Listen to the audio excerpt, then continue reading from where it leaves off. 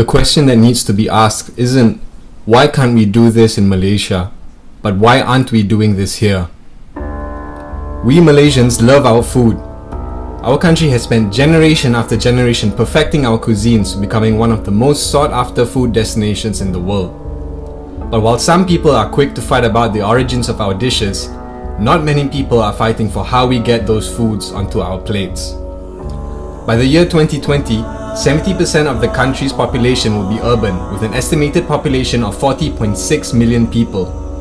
Rapid urbanization has had consequences for the distribution of population and demands for land, water, housing, and transportation.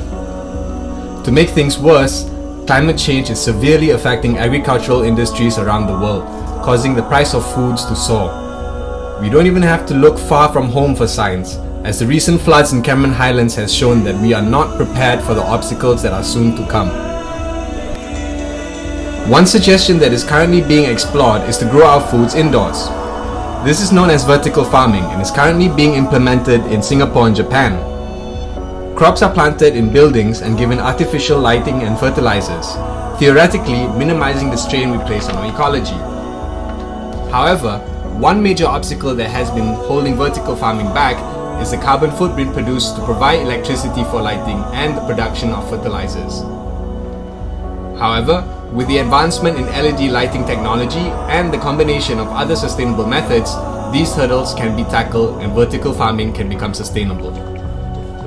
Pink LEDs are artificial lights which uses the specific wavelengths of the light spectrum the plant requires.